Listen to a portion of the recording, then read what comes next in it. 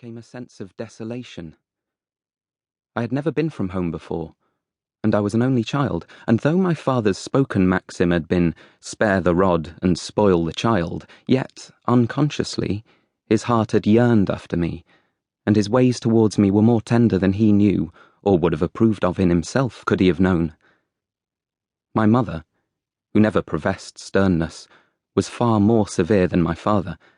Perhaps my boyish faults annoyed her more, for I remember, now that I have written the above words, how she pleaded for me once in my riper years, when I had really offended against my father's sense of right. But I have nothing to do with that now. It is about Cousin Phillis that I am going to write, and as yet I am far enough from even saying who Cousin Phillis was. For some months after I was settled in Eltham, the new employment in which I was engaged, the new independence of my life, occupied all my thoughts. I was at my desk by 8 o'clock, home to dinner at 1, back at the office by 2. The afternoon work was more uncertain than the mornings. It might be the same, or it might be that I had to accompany Mr. Holdsworth, the managing engineer, to some point on the line between Eltham and Hornby. This I always enjoyed, because of the variety, and because of the country we traversed, which was very wild and pretty, and because I was thrown into companionship with Mr. Holdsworth, who held the position of hero in my boyish mind. He was a young man of 25 or so, and was in a station above mine, both by birth and education, and he had travelled on the continent and wore mustachios and whiskers of a somewhat foreign fashion. I was proud of being seen with him. He was really a fine fellow in a good number of ways, and I might have fallen into much worse hands. Every Saturday I wrote home, telling of my weekly doings.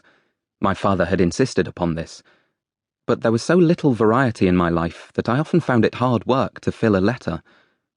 On Sundays I went twice to chapel, up a dark, narrow entry, to hear droning hymns and long prayers, and a still longer sermon, preached to a small congregation, of which I was by nearly a score of years the youngest member. Occasionally, Mr. Peters, the minister, would ask me home to tea after the second service.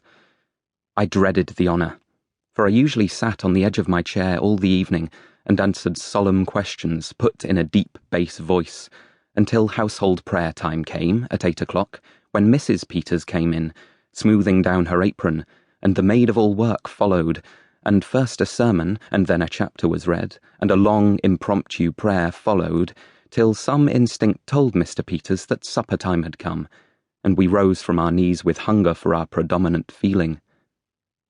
Over supper, the minister did unbend a little into one or two ponderous jokes, as if to show me that ministers were men after all. And then at 10 o'clock I went home, and enjoyed my long-repressed yawns in the three-cornered room before going to bed.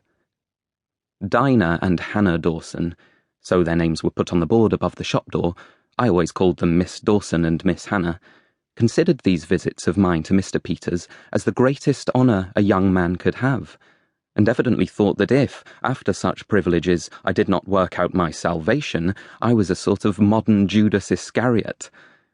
On the contrary, they shook their heads over my intercourse with Mr. Holdsworth.